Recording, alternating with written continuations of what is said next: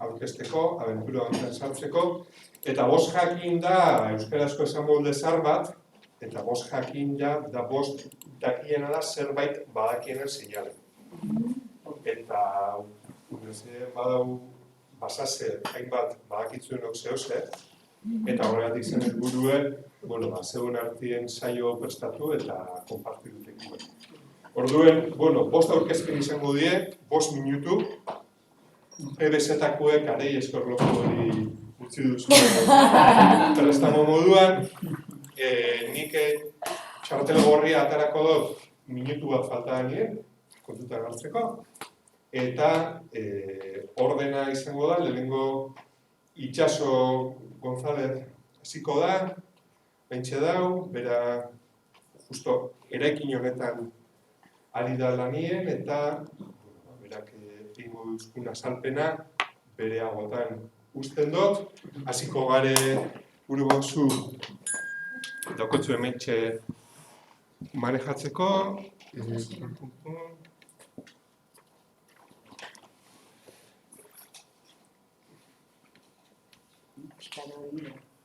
Bi. Azteko, aurkezpena pixka mugi dut dagoela, onbixeka bizitan dut, bale?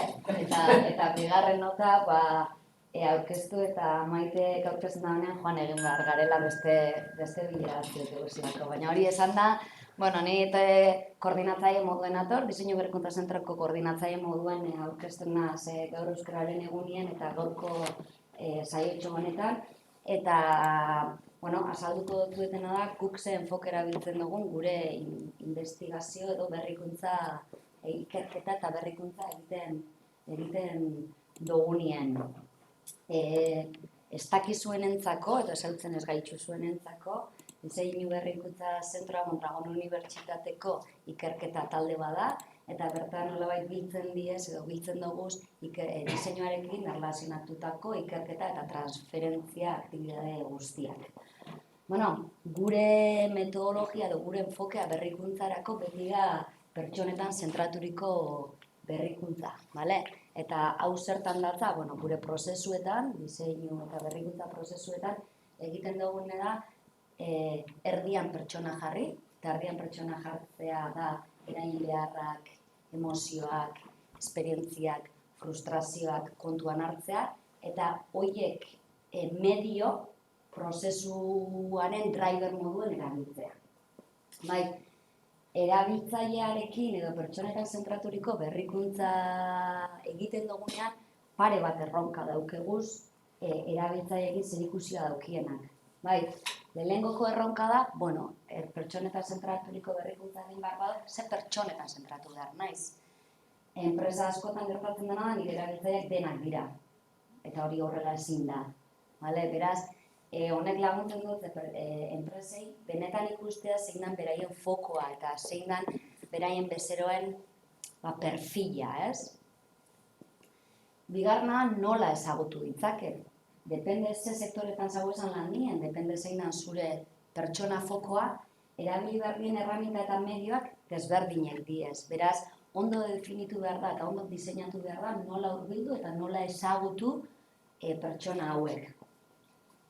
Gero nola identifikatu arazoak, eta behin, arazoak identifikatzen dugu zenen pertsona horrenak, eta orain zein, nola transformatzen ditut, nola bilakatzen ditut honek aukera moduen, diseinu aukera moduen, berrikuntza aukera moduen. Eta hori trikia da, hor badauz erramintak, badauz metodologiak laguntzen dena prozesu hau aurrera eramaten eta pausoz gidatzen eta koherentzi bat ematen prozesu guztiari. Eta azkenengo erronka enpresak afrontatu behar da bena izango litzake, ondo da, baina nola sistematizatzen dut prozesu hau enpresaren barruan. Segurekin lan egiten da benean, guk gidatzen doguz, enpresatik kanpo jartzen da proiektu hori, edo euren rutinatik kanpo jartzen da proiektu hori, baina orain erraminta nola integratzen dugu gure metodologia hau, zuen, martxan dauzen zuen metodologia guztiak. Eta pertsonak hau beti aurkezpen guztietan ia erabiltzen dugun slaida da, baina oso representatiboa da. Pertsonei galdetza zer behar daben ez da medioa, bale? Ze Henry Fordek galdetu bauten bere erabiltzai zer behar eben, esango zien zaldi azkarragoak eta bere auto batekin etorri zen. Beraz, kontuz eduki behar da. Ze pertsonak esaten da dena, egiten da dena, sentitzen da dena eta pentsatzen da dena, oso desberdin izaten da. Eta hau da pertsoneta zentraturiko berrikuntza honen gako interesgarriena. Eta gako hau solventatzeko daukaguz erremintak. Eta hori da, guk horretarako lan egiten dugu datuekin barik insightekin, pistak behar duguz. Ez dugu behar ze portzentaiak erabiltzen da gauza bat, edo ze portzentajetan doan. Ulertu behar dugu portzentai horien eta masa horien mugimenduen zer gaitea. Eta horrekin, datuetan oinarritzen garenean, lortzen duguna da pattern edo egitea, eta insightekin lan egiten dugunean, mugimendu horien eta portzentaia horien guztien arrazoiak ulertzen saiatzen gara, oso desberdinak izaten diezela. Oso ondo!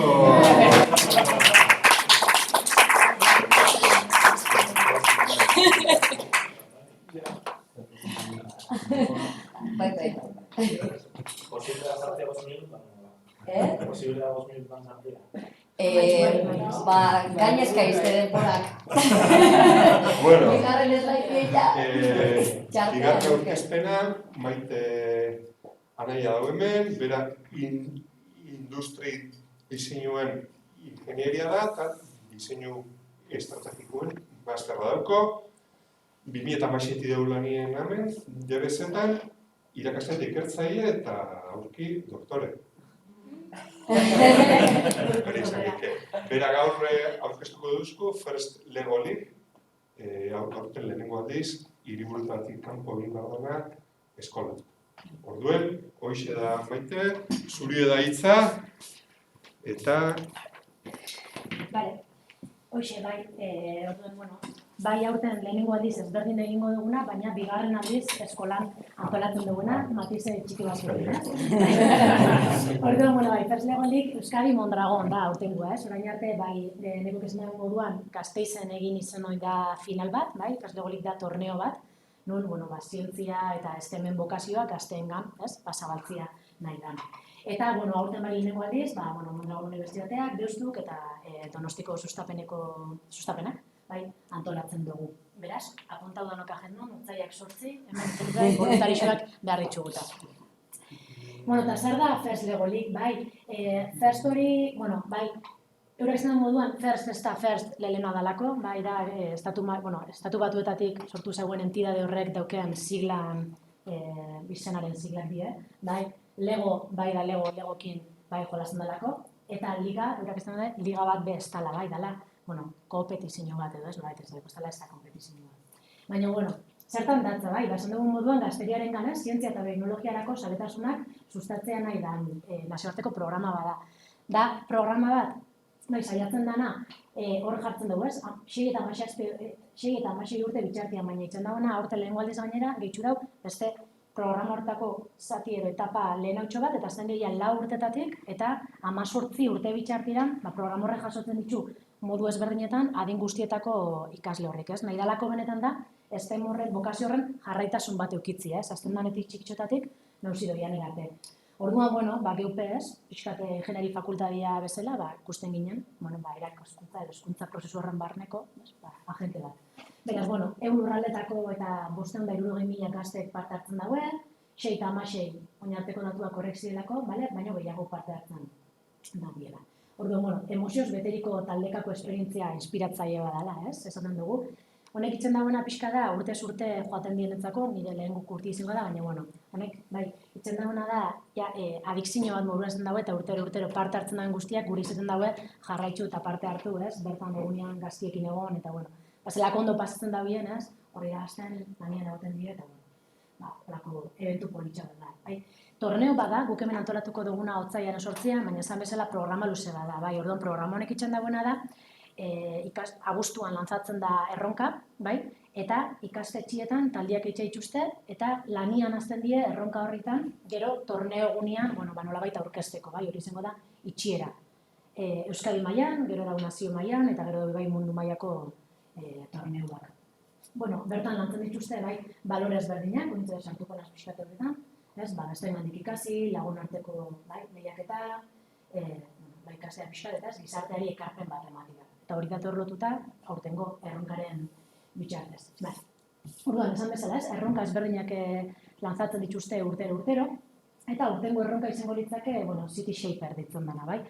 Hau doia lotuta, gaia da, bizi eta lan egiteko ingurune hobeak eraikitzea. Bai, orduan, City Shaper da 10 eta 16 urte bitarteko ikasleek jorratu beharko da bina, dala First Lego lika ditzen dena, baina gero, dauko beste erronka bat, bai, hirigintza eta arlo horretan, baina dela Boomtown, uste betzen dela, bai, eta juniorrentzako dana, osea da, 6tik 9 urte bitarteko ikasle gaztientzako. Beraz, aurrek urtean eduki ginen mikro FLL bat, zala 6 eta 9 junior horrek jasotzen zitugunak, eta aurten egingo dugu, ja, konpetizio orokorra juniorrak eta First Lego ligeko 10 eta 16 bitarteko ikasleak. Beraz, edukiko ditugunan 6tik eta 16 urte bitartean, olako 300 bat ikasleek, bere familia guztiak, 800 bat pertsona egun horretan hemen bueltaka. Euskal Herrikoak?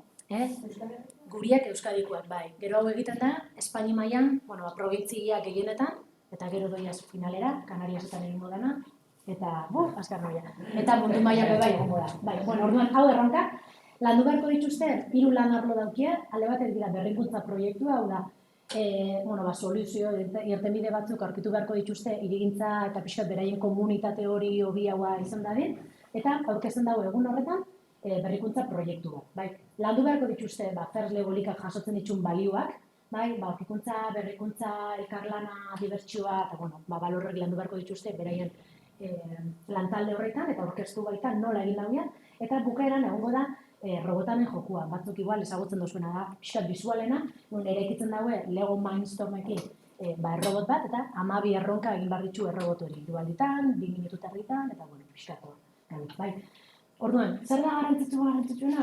Otzaiak 8an daukagula ekitaldia, voluntario pilo bat behar ditugula, eta rol ezberdinetan parte hartzeko aukera paregabiatuko duzuela. Epaile bezala, proiektu zientifikoetan, baloratzeko, handiekin, arbitro lanetan ez, robotaren joko hori kontrolatzen. Gero, junior zientzilariak izango die, txikitsuekin, juniorrekin, epai bezala ongo dienak, baina jantzitsa doia, ez disfrazauta bata batekin, eta floaterrak dira, nolabait, talde bakoitzari alde batetik bestela eramaten laguntzen dotzienak. Eta, hoxe, apuntan. Proposamen bat, urten inbidienez Maite eta Itxaso, atarako dugu familia argazki bat? Atarako dugu gero gola berak erako? Ez? Bai.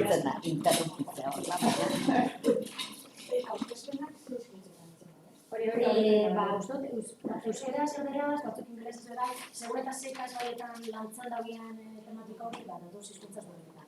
Hori, nire hizkuntzak eta irak ikasi, klase barruan, erabiltzen dituztena, hau dena jorratzeko. Berduko ikastetxeetan. Bai, Euskadi guztitik. Bai, gailen batzuk da izan dit, eta ikastu eskolatik.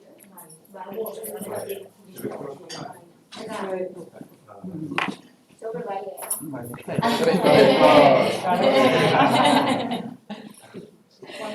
Neskak aurreta mutiek alde. Aditasuna bai, bat, bi eta hiru. Beste bat... Osan da. Hoxe Susana, Mikel.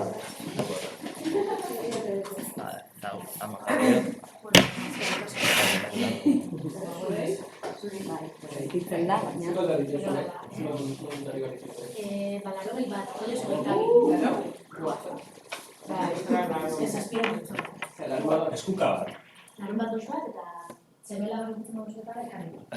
Bueno, eskerrik asko, Familia guztia, Baina laguntzeko baina esan dira bai? Hautzailegi zerbitzua planteatzen, Ekintza paralelo batzuk egongo dien. Bai, balikatzen dut zuen. Zuei. Bueno, urrengo izalixa, Mikel Iribekamos da, kontrautarra, ingenieritza biomedikuen gradua egin zaben, eta gero ingenieritza industrialean mastera.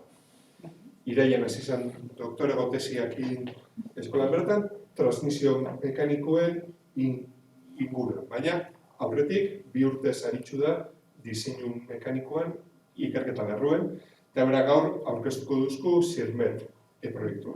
Osea, zuri da hitza, Mikel. Bueno, eskerrik asko. Dena esan dago moduan, Sirmet proiektu aurkeztuko dut, proiektu europarra da, multidisciplinarra, orduan esango dituan gauzak batzuk bai diseinu mekaniko arlokoa, baina beste asko, seguruen nik zeuek izango zegin, baina espertu da gai horretan. Azkenean, gauza asko jorratzen di proiektu honetan.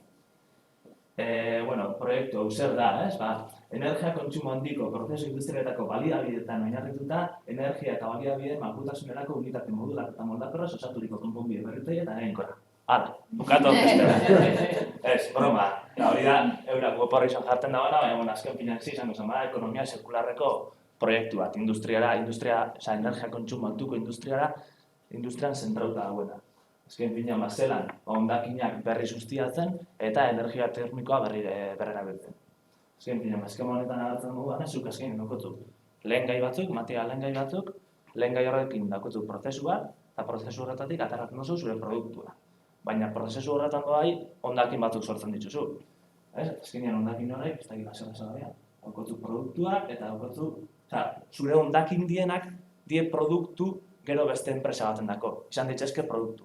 Eta proiektu honen helburuetako bat da, produktu izan daitezken hondakin horrek berriz lehen gai izatea, ondoan, ikusten mozue, 3 izen konparaketan, hemen daukotzu 3 lehen gai, eta gara daukotzu 2, ikusten mozue konparaketan, hemen daukotzu ke asko, eta gara daukotzu ke gutxiago. Apura, ez baina azkenean helburu hori da, 3 soluzio planteatzen di proiektu honetan, enfimer, izango zala, labe bat, zure hondakin dien horrein berri sustiatu bat izateko, orduan berriz lehen gai izateko, zure hondakin horrek eta reku-waste izango zala, energia termiko hori ja prozesuan, zure gazetan doien energia termiko hori eta ja ezin duzuna prozesuan berriz erabili, hori berreskuratzeko zela. Eta gero, AFF berrogei izango zala Industria 4.0 oinarrituta, ez plataforma bat optimizaziorako. Eta nun sartzen dago eskola aprendikoa, sartzen da reku-waste soluzioan. Hemen sartzen da, reku-waste soluzioa dauko bero trukagailua da, bero hori, itzen duzu, bero trukagailuetatik eta ORC ranking ziklo organiko baten bitartez, energia mekaniko bihurtu, transmisio mekanikoa daukotu, eta gero, itzen duzuna, aire kompresore bat, inertzia volante bat, eta generadore bat energia elektrikoa sortzeko. 3 gauza horrek. Eta horrekin, azkenean itzen dena da, energia termiko hori, berriro beste erabilera bat atera, eta beste etekin bat atera energia termiko hori. Eta nun jartzen da eskola, inertzia volantean, sartzen da, konpositeetako ikerketa lerrua, Unai Morabesekin, eta honen helburua da, holako inertzia volante bat fabrikatzea, karbono zuntan bitartez, eta ze abantaia muten dagoen, tamainan txikitu nizenkiela. Ezkenean, txarteko inertzia volanteak, esaten gero zautizak, masa handikoak, inertzia handikoak, eta honekin sortu zenke, karbono zuntan muten dagoen propietatik esker, txikiago bat, masa oso txiki naukona, inertzia txiki naukona, baina abiadura, biraketa abiadura, handitzu zenkena asko. Biraketa abiadura oso altuetan funtzionatzen dagoen. Orduan, energia sinetiko berdina almazen hau zeinke inertzia volante honetan. Eta, kuriosia moduan, Formula 1an erabili izan zen. Eta gero, gu diseinu mekanikoko laborategi gisa, ikerketa lerroan nun sartzen gara. Eta hemen, hau da apuran nire doktorego tesiaren aitzak gisa, ez? Da, transmisio aldakor jarraitu baten prototipo bat nahi dugu, azkenean. Honek emuten dago mentajia da, kontrol zeinkela zuk transmisio erlazio hori infinituki, nahi beste,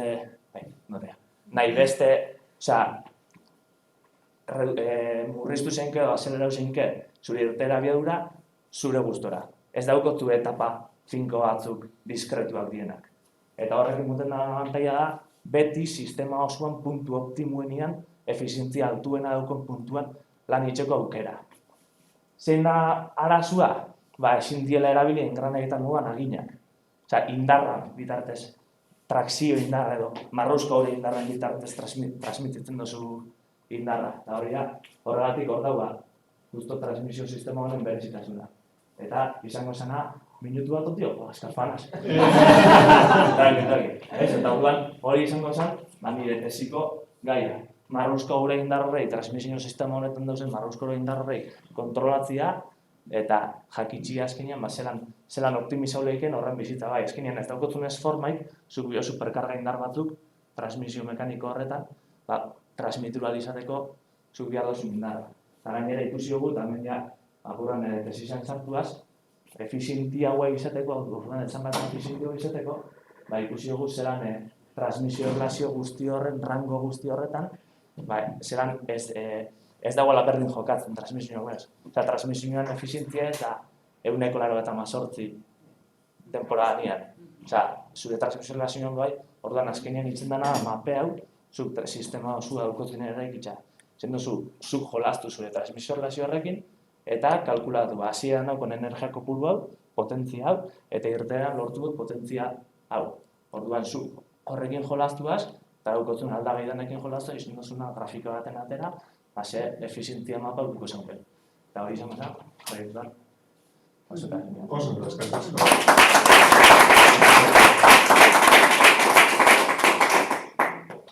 Guru zurero galderak itxeko. Bai, ez dakit, espero dut. Hasian nazka zona,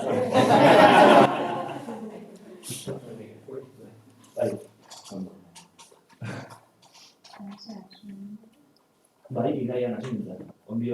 Iraian hasi nintzen, baina aurreko urtean bekadun, master bukarako lanian da. Gai honetan ina, orduan. Ja, olarro dauta. Bai. Ondion diskupultzeko zuzendarirekin, baina... Bueno, urrengo aurkezpenerako, Arantxa González de Heredia daukagu momentxe, bera jabezetako irakaslea da, diseinu inklusibo da bere ardue, baina gaur horrekin baino, Arantxak beste lan arlo edo gintza beste erikasin esparrua dauko, herrintasun taldien, eta, bueno, Eslovenian egon die Plotinan uesiko irakasle batekin batera, eta gaur eskatu dut zegu berai hementxe aurkezteko, zer da Plotinako hori eta zelan egiten ari den. Eskerrik asko. Bale, eskerrik asko. Bai. Bueno, suposatze dut ja gehieno ezagutzen duzuela Plotina, porque leku askotan ja aurkeztu dugu, baina laburpen modura aurkezten hau, bale? Bueno, Plotina Europako proiektua da, eta bere helburua da genero oreka eta inklusioa bultzatzea ikerketan, berrikuntzan eta formakuntzan. Proiektuan 9 partner daude, 9 ikerketa entitate edo, horietatik 6 unibertsitate, ikerketa zentru bat eta 2 konsultoria genero berdintasunaren inguruan lan egiten dutena. Bueno, proiektuaren helburua genero oreka eta inklusioa da, ikerketan eta bat, baina 5 lan arlotan banatu ditugu diseinatu dugun berdintasun plan honen ekintzak. Aipatuko ditut importantenak edo esanguratsuenak, eta, bueno, baina egia da, berdintasun plana diseinatu genunean, 2017-2020ko berdintasun plana diseinatu genunean proiektu honen barruan, konturatu ginela formakuntza ezinbestekoa zala. Formatu behar ginela, formakuntza jaso behar genuela, gai ezberdinen ingurukoa, eta horrela antolatu genituen ikastaro batzuk, eta jarraituko dugu hurrengo urteetan ere antolatzen. Aurrekontu bat finkatu dugu kudeaketa planean aurten ere ikastaro hauek errepikatzeko, eta alde batetik, iaz adibidez egin genuen. Hizkuntza inklusiboari buruzko ikastaroa, komunikazioan ibiltzen diren pertsonentzako. Aurten ikastaroa errepikatuko dugu eta zuzenduko da gehien bat kaptazioan ibiltzen diren pertsonei gonbidatuko zaie bereziki. Gero irekia izango da beste guztiontzako ere bai, baina kaptazioan dabiltzenentzako bereziki zentrauta. Gero, genero ikuspegiari buruzko ikastaroa eskaini zitzaien bai gobernu organoetako kideei eta bai harrera planeko lankide berri guztiei, eta diskriminaziorik gabeko hautaketa prozesu baterako ikastaroa hautaketa prozesuetan parte hartzen duten pertsonei. eskaini zitzaien. Aurten ere errepikatuko dugu, ze, bueno, prozesu horietan parte hartzen duten jende asko, oraindik ez du jaso. Vale. Ikastaro horietatik sortu ditugu gida motz batzuk. Adibidez, hizkuntza era inklusibo baten erabiltzeko gida motz bat, bi orrikoa, oso errezatia irakurtzeko, gomendatzen dizuet begirada bat botatzea, diskriminaziorik gabeko hautaketa prozesutarako beste gida motz bat, berdintasun txostena urtero egingo duguna, hemendik aurrera, berdintasunaren inguruko datuak nola ze bilakaera izaten duten urtietan zehar, eta aurten UESin diseinatu den eta aprobatu den sexu jasarpenari aurre egiteko protokoloa. UESin aprobatu da, baina asmoa da beste fakultateetan ere, jadanik dauzkagun protokoloak errebisatu eta honetara egokitzea. Eta txosten hauek guztia daude berdintasun zerbitzuaren webguneko atalean, eta bestelako informazio interesgarri batzuk ere hor dauzkagu. Gero, laugarren eta bosgarren lan arlotan ikasten hasteko antolatu genuen beste formakuntza bat. Kapitolina Díaz etorri zen, Valentziako Unibertsitateko aditu bat, eta Europako Komisioko advisorra edo, ez dakit, aholkularia dana, sexu eta genero aldagaiak ikerketan eta ikasketa planetan nola txertatu erakusteko. Eta, denbora baldin badakazue, gomendatzen dizuet Gender Innovations web horrian sartzea, ze hor agertzen dira proiektu ezberdinak, sexu eta genero aldagaiak ikerketan zela txertatu diren. Horten ere errepikatuko da ikastaro hau, eta hurrengo urtietan asmoa da doktoretza programan txertatzea. Eta beste ekarpen txiki batzuk ere egin ditugu, eta adibidez, ez dakit gogoratuko duzuen, baina horreko asanbladan aprobatu zen Kontseilu Errektoreko hauteskundeetan, empate kasuan, empatea ematezakadasuetan, antzinatasuna kontutan hartu beharrean, sexua kontutan hartzea. Emakume eta gizonezko bat baldin bazegoen horre empatean, aukeratzea gutxien ordezkatuta zegoen sexukoa. Gero, ebaluazio sistema berria diseinatzerako orduan, hor ere proposatu dugu pertsonen dedikazioak edo lanaldia kontutan hartzea iten kuantitatiboak baloratzen direnean. Adibidez, 10 urtetan 10 artikulu publikatzeagatik franja igotzen bazaizu, jornada erdira baldin bazaude, lanaldi murrizketa dakasulako, 5 artikulu eskatzea bakarrik, ez 10. Ez, justo proportzionalagoa izateko. Eta bukatzeko, lan eta bizitza pertsonalaren konziliaziorako neurri buruzko inkesta pasa genuen apirilean, eta honekin asmoa da, hurrengo berdintasun planerako neurri berriak proposatzea. Oso.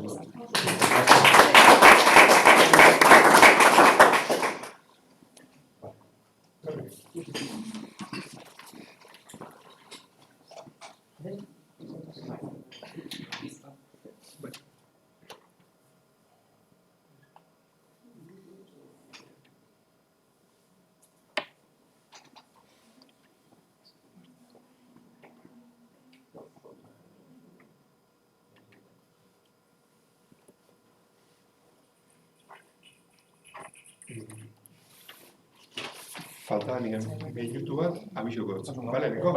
Bueno, urrengo aurkezpena eta gaurko saio izten dagoela, lasai. Tranquil, nire minutuak ez dutzu jango.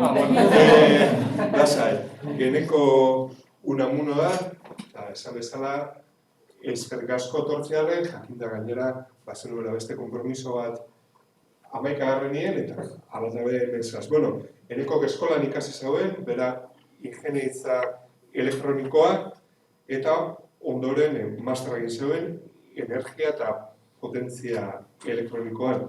Horren ostean, tesia egiten hasi zen, 2017ko abenduan amaitu, eta ordutik eskolan daulenien irakasle eta ikertzaile gisa. Bera egun ingeniaritza mekatroniko graduan ari da irakasgai pare bat eskaintzen, eta gradu horretako titulu taldean dago. Bere ikerkuntza lerroa da sare elektriko adimenduren kontrola eta analizia, ez? Hor sarien erantzuna hobetzeko, generazio eta energia metatze sistema konektatzen dauen bihurgailu elektronikoen inguruan. Eta egiten dugu, bere aurkezpena jaten arena zela. Hortan, zure mugo duzutitza, eskerrik asko. Vale, bueno, guardion, pixkata azelerauta nator, beste tokitik, espero dute oso azkar eskutia, baina, bueno, bestela gero galdere bat inbokatze, lasai asko bat ditu. Aurkezpena pixkar rotu DC proiektuaren inguruan da, proiektu da Eusko Jaurlaritzak emandako proiektu bat, eta, bueno, geu gara liderrak kasu honetan, energia elektrikoko ikerkuntza arloa, baina, bueno, ikerlanekin, teknolien jetean eta deustotekekin batera garatu dugu, berez proiektua amaitziar da ontxe. Orduan, hemen pixkat zer ikertu dugun asaltzian edotuz, baina horren horretik gustoko jaten, lehenengo zenbaki potolo batzuk emotia, askotan ez die oso ezagunak. Orduan, bueno, dano dakigu mundua hasten da bilela, geroz eta jende gehiago gara, eta orduan horren ondorioz, energia kontsumoa aurrek urtean 2,3 igozan. Honek asko emoten da, baina eske gainera kontutan eduki eskero 2010-tik aurrek urteraino igoera horren batazbesteko aterako bageino, hau da horren doblia. Orduan, benetan zenbaki oso nabarmena da. Eta gainera, askotan jakiten ez den zenbaki bada kontsumitutako energia honen 80% erregai fosiletatik datorrela. Bi datu hauek zer dakartzate? CO2 emisioak, adibidez aurrek urtean, 1,7 bat igoziela. Eta askotan, medio desberdinetan entzuten dugu beti energia berriztagarriak, asko hasten da bizela, fotovoltaika, eolika, eta bar, baina benetan mundu mailan ikusten baldin badugu gure panorama hauxe, iturri berriztagarriak bakarrik energia totalaren 1,5 suposatzen dabe. Hau benetan txikixa da, eta gainera 1,5 honek energia hidroelektrikoa be kontutan dauka. Energia hidroelektrikoa izango da 1,3 inguruan. Orduan, benetan, energia berriztagarriakin generatzen den energia oso gutxi da. Orduan, benetan hau bultzatu egin behar dugu, energia berriztagarrien integrazio masiboa, eta hau, sare elektrikoen ikuspuntutik, sare elektrikoen ikuspuntutik zer dakar, ez? Erresa da, honek integratzea, zer gertatuko litzateke masiboki energia berriztagarri hauek integratuko bagino, ez? Posible da, honeko eguna energia berriztagarriekin izatea, orduan, horre die pixka galderak eruandozkoenak proiektu hau garatzera, ez? Eta nahiko neuke asaltzea pixkat sare elektrikoan funtzionamendua zein dan, baina oso askar pasauko dut, orduan espero dut ondo asaltzea. Bakitzu sare elektrikoa guk entzubian daukaguna dela tentsio alterno bat, ezta? Horre dauka maiztasun bat eta amplitude bat. Orduan, zeinik esartzen dago maiztasun hori? Maiztasun hori nola esartzen den jakiteko guk modelatu behinke gure sare elektrikoa, biraka dabilen masa oso handi baten bitxartez, ez? Zergatik masa handi bat? Guk hemen daukagu gure lagun hau, honek adierazten da gure generazio sistema klasikoak, izan like nuklearra, hidroelektrikoa, zentral termikoak, eta zentral termiko hauek dauke generadore sinkrono kristonak, turbinei lotuta gainera.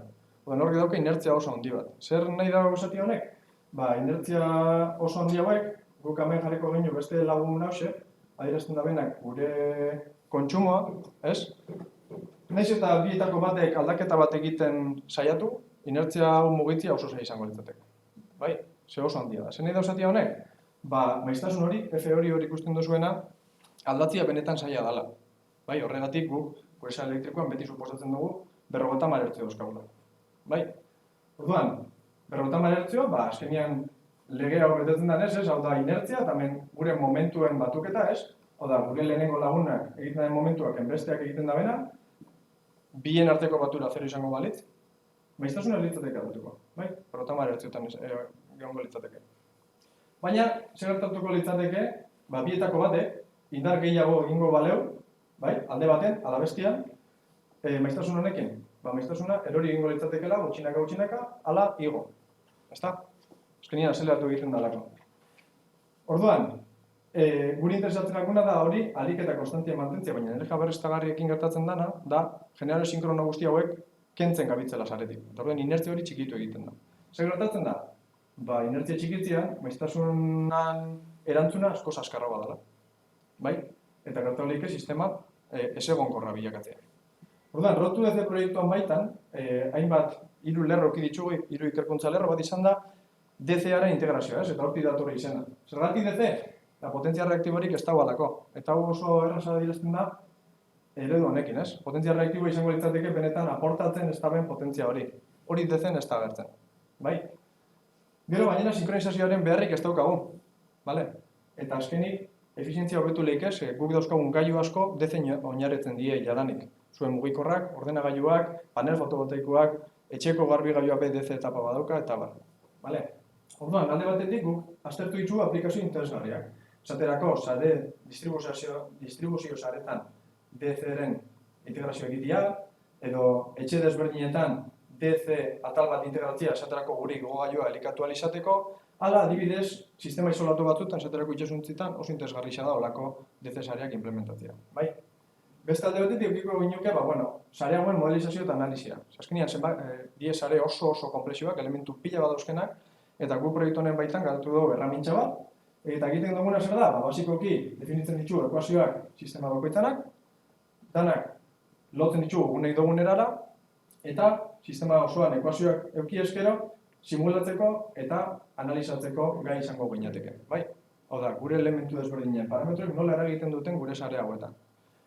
Eta, azkenik, hirugarren lerroa izango litzateke, nola kudeatzen dauz energia berriztagarri guzti hauek, ez? Alde batetik, nola kontrolatzen ditu inertzia txiki honen erantzuna ekiditeko, eta bestalde, energia berriztagarrien kudeaketa egiteko zelakitzue, bai eolika eta bai fotovoltaikak, ez direla politak hemen bezala agertzen da bezala, ez da oso aldakorra dira. Orduan hori kudeatzeko be, kontrol eta kudeaketa estrategia desberdinak garatu ditu.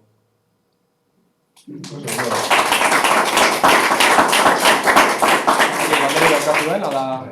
Galdera ipatutzue, nik horretu dut fascinantea dela, nire zabiltzatik geratu naz, flipauta. Hoxe, eskerrik asko eneko garriz, oin gulo zuen kafe eta pastak daz, galderaik bitzen baduzue. Nik dut urtazikazula hori egin Eta hau zetako izan lehite baria garrisa, egunerokoan. Egunerokoan, energia berriztagarriak integratzeko saria. Baina masibamente integratzeko. Asuntua da, energia berriztagarri honek konektatzen diela bihurgailu elektronikoen bitartez sare elektrikora, bai? Azkenean dira gailu batzuk, kontrolatzen dabela energia zela transmititzen da. Baina gailu horrek ez dauke inertziarik. Orduan, gertatzen dena da, olako gailu pila bat integratzen baldin baitugu, eta energia tradizionalak kendu, gure saria oso aldakorra izango litzateke. Eta oso aldakorra baldin bada, gertatu leike, momenturen baten, sistema asko deskonektatzea. Eta orduan, sistema itzaltzea.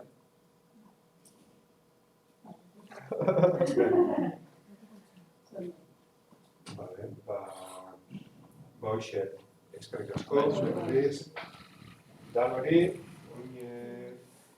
kafe batekin eta pasta batekin gure zuen galderak itxiko eta jarraitzeko aukera egongo da.